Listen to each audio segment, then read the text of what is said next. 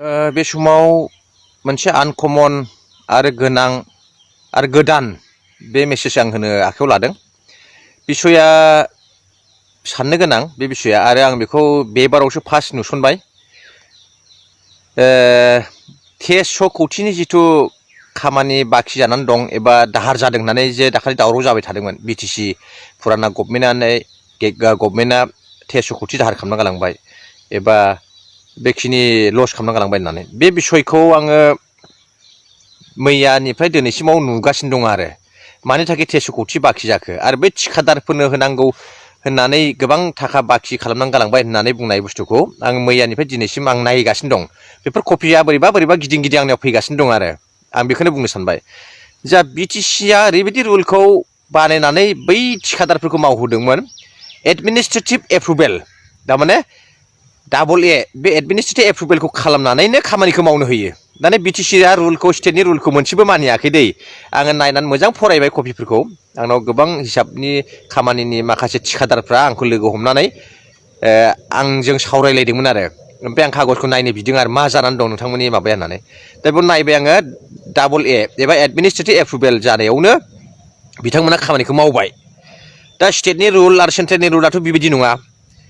फार्स्टआव नोङो जिखुनु इरिगेसन डिपार्टमेन्टआनो जाया मानो पाब्लिक हेल्थ इन्जिनियारिं डिपार्टमेन्टआनो जाया मानो PWD building national highway NLCPR डनार जेसेबांनाखि डिपार्टमेन्टनि खामानि जाया मानो बे खामानिया डाबल ए जाखांनायनि उनाव टेक्निकेल सेंसन एबा TS जायो अर्डार मोनसे।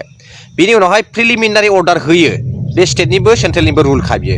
बिनिफ्राय जे प्रिलिमिनारि अर्डार मोनखांनायनि एसे उनाव फर्मेल अर्डारखौ मोनसिगोन आरो फर्मेल अर्डार अब्लासो खामानिखौ मावनो हायो आरो बे सिस्टेमाव मावब्ला बिलखौ मोनो आरो रानिं बिलबो लानो हायो एबा नों खेबसे लागैनो 100% बिलबो लानो हायो। दा बिटिसिआ बे नियमखौ फालियाखै। आं बेनिखायनो बे गोदान गभर्नमेन्टखौ आं खावलायदों आरो सोरबाया केन्डिडेट गोदान हिसाबै गसंनानै देरहानायबो दं बिथांमोनखौ आं अनुरद खालामदों। सिस्टेमा बेबायदिसो आरो आं बुंलांनाय बायदिसो एडमिनिस्ट्रेटिभ एप्रुभेलखौ मोनग्रोयो बिनि उनाव टेक्निकेल सेंसन जायो बिनि उनावहाय प्रिलिमिनारि अर्डारखौ मोनबाय बिनि उनाव प्रिलिमिनारि अर्डार मोनखांनायनि उनाव फर्मेल अर्डार मोनबाय बेनो फाइनाल अर्डार बिदि मोनखांनायनि उनावसो खामानिखौ मावनो हायो। अब्ला बिथांमोना जयगथा जाबाय बिल मोननो थाखाय माने बिलखौ मोनसिगोन आरो बेबायदि सिस्टेमावब्ला। दा जोंनि बिटिसिनि कागजखौ आङो जिथु नुगासिनो दङ आं बिराद लाजिनाय मोनगासिनो दं दै। आङो मानो बेबायदि सिस्टेम मावहोयो बिसोरो होननानै आं सानबाय थादों। बिटिसिनि खामानिया डाबल एआवनो मावहोदों आरो दा डाबल एडमिनिस्ट्रेटिभ एप्रुभेलावनो खामानिखौ मावनानैबो फोजोबबाय सोरबा सोरबा। दा बेबायदिबालाय बोरै बिल मोननांगौ जाखो? दा रायजोफ्राथ' बेखौ मिथिया अननानै बेखौहाय नायनानै सोलोंदो अननानै आं खावलायहरबाय आरो सोलोंनायावथ' जेबो दाय गैया। जायहा उन्दै गथ' बायदि सोलोङो बिथांमोनासो रोङो जोंबो गोबां सोलोंनानै सोरजोंबा रायजानोबो गोनां जानो हागौ अब्लासो रोंलाङो। दा बेबायदि सिस्टेम नङायावनो बेबायदि सिस्टेम खालामैयावनो डाबल एआवनो बिथांमोना खामानिखौ मावहोयोमोन जानांगौ आरो सम्भब नङाबा बै कागजफ्रा बे डाबल एनि कागजफ्रा बोरै खामानिखौ मावनानै फोजोबनांगौ जाखो? बिसोरथ' खामानि मावनो मोना। फर्मेल अर्डार मोनहैथारनांगौ अब्लासो खामानिखौ मावनो हायो अब्लासो बिल मोनो MR माबानानै 30% 40% 50% बिल रानिं बिल लानो हायो। दा एडमिनिस्ट्रेटिभ एप्रुभेलावनो खामानिखौ मावहोयोमोन जानो हागौ सम्भब आरो बिटिसि बे BPF सरकारा। बिनिखायनो आं बे कागजखौ दाखालिनिफ्रायनो मोनगासिनो दं नायबाय थादों आं चेक खालामदों मा जानानै दं आरो मानि थाखाय पेन्डिं जाखो मानि थाखाय दाहार जाखो आरो मा भुल दं आरो जों जे बुंदों सिगांहाय रोङा होननानै बे नोंमारगौआवनो आरो नंगौआवनो ओंखारगासिनो दं आरो खोथाया।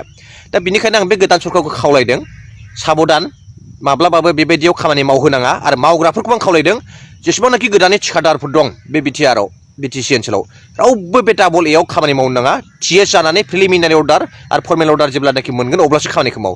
नङाबा स्टेट गभर्नमेन्टआबो बे बिलखौ पेन्डिं खालामना दोनखागोन आरो ब्लक खालामना दोनगोन। बे रुलानो नंखाथारा आरो बेबायदि आरो बेनिखायनो आं खावलायदों जिखुनु डिपार्टमेन्टआनो जाया मानो public engineering irrigation PWD building national highway जेसेबांनाखि डिपार्टमेन्ट जाया मानो गिदिर टेन्डार बुनानै मावनाय बेबायदि सिस्टेमाव माब्लाबाबो दा मावथ' आरो बिफद दं आरो नङाबा बिसिनाखौ फाननानै जानांगोन रायजोफोर फालें सालें सेस फानब्लाबो थोनाय नङा आरो बेबायदि खैफोदाव गोलैगोन आरो खबरदार आं अननानै खावलायहरदों बयखौबो थिखादारखौ बेबायदि सिस्टेमाव थांनाय BPFआव जेरै सलायदों बे सिस्टेमाव माब्लाबाबो दामाव आरो गोदान गभर्नमेन्ट केबिनेटआबो बेबायदि मावनो माब्लाबाबो दाहो आरो स्टेट गभर्नमेन्टआनो बिनि बिलखौ ब्लक खालामना दोनखागोन आरो बेनिखायनो हामबाय होनदों बयखौबो गुरैयै खावलायहरबाय आङो गोजोननाय जासिहरबाय।